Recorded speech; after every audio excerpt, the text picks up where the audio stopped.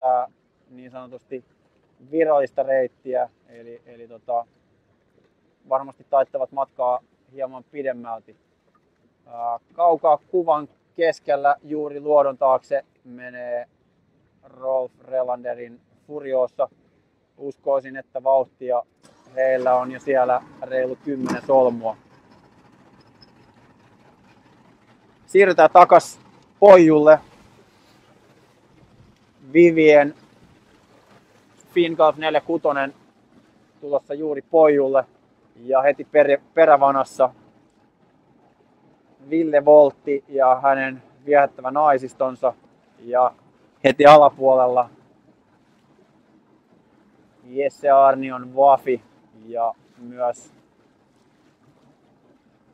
Sanna 4 Matti Aaltion vene pääsee juuri kääntöpoijun yli. Ja heillä on ollut tiukka kisa starttiviivalla, oli pientä tilannetta päällä, mutta noin Sanna 4 pääsi ja Tompe Johansson pääsi jyräämään isomman oikeudella. Tompea selkeästi hymyilytti asia ja nyt Vafi pääsee oikeuksiin, pääsee käyttämään runkoa hyödyksi ja matka etenee.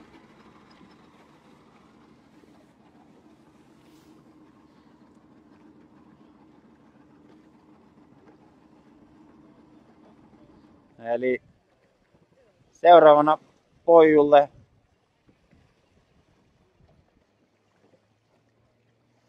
tulee ilmeisesti, ellei väärin muista, Pepper 3, joka on luokassaan voittanut jo useasti tasoituksilla luokkansa.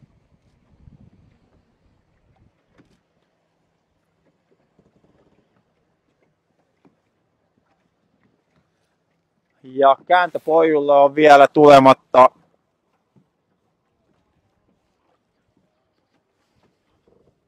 noin 30 venettä.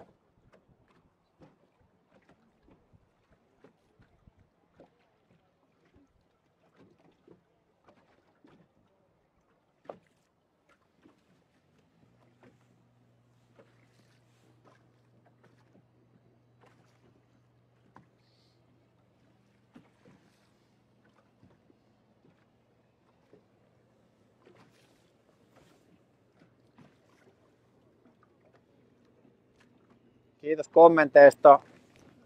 Pyritään seuraamaan niin kauan kun valoa riittää ja siirrytään tästä hetken kuluttua todellakin suorassa lähetyksessä, jos vaan verkko pysyy ylhäällä, niin siirrytään ulomas merelle. Eli tällä hetkellä, jos kurkka on oikein, niin Furiosa on paukuttanut menemään jo useita maileja, eli katsotaan kuinka pitkälle todellakin tätä valoa riittää.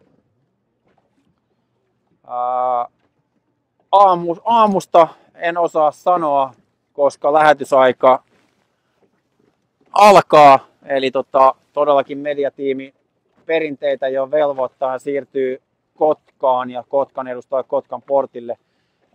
Aikaisempien vuosien tapaan niin verkkoyhteyshän on ollut Kotkan portilla erittäin vaihteleva, eli joskus lähtee tekstiviestit, joskus ei. Eli tämä live-yhteys vaatii aika paljon ilmeisesti kaistaa, mutta yritetään parhaan kykymme mukaan, jos ei live-feediä, niin Twitter-kanavalle ja Facebookin tavallisia feedejä kannattaa tietenkin seurata.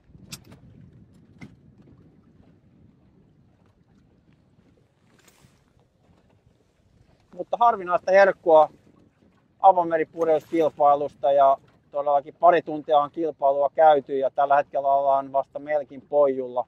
Alku oli kohtuullisen tahmeeta, veneet eivät kulkeneet yhtään mihinkään, eli oli niin sanotusti täyspläkä. Ja todellakin ollaan kaikki sekä täällä päässä että toisessa päässä kirjoitettu pala suomalaista avomeripurjehdushistoriaa, eli ensimmäistä kertaa todellakin live-feediä suoraan avomerikilpailusta.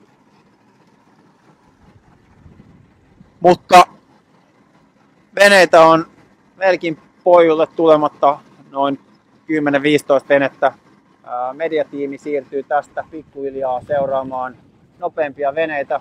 Pyritään saamaan live-kuvaa vielä, jos verkkoyhteydet sallivat, niin kohtuullisen pitkällä paukuttava Cuxon 50 eli Furiosa vene, ja varmasti siellä kintereillä on sitten muitakin veneitä. Eli katsotaan, jos me saadaan vielä tässä matkan varrella True Nur trimaraani ja tietysti jotain haastatteluita. Mutta jatketaan hetken kuluttua selostusta. Kuljettajan kanssa painetaan niin sanotusti läppä tiskiin.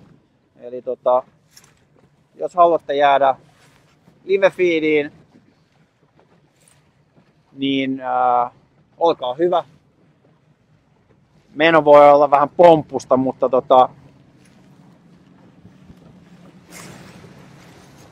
katsotaan mitä tästä tulee. Tää on monelle ensimmäinen kokemus, niin myöskin meille. Saa antaa kommentteja.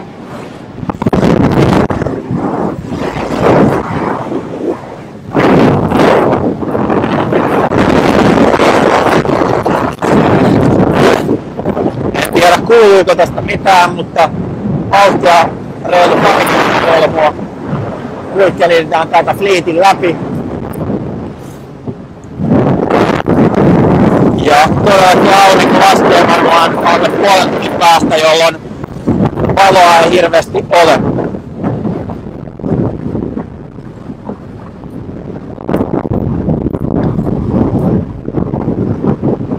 Eli voitaisiin mennä haastattelemaan Trumpen ensimmäisiä metrejä live-feediin. Saadaan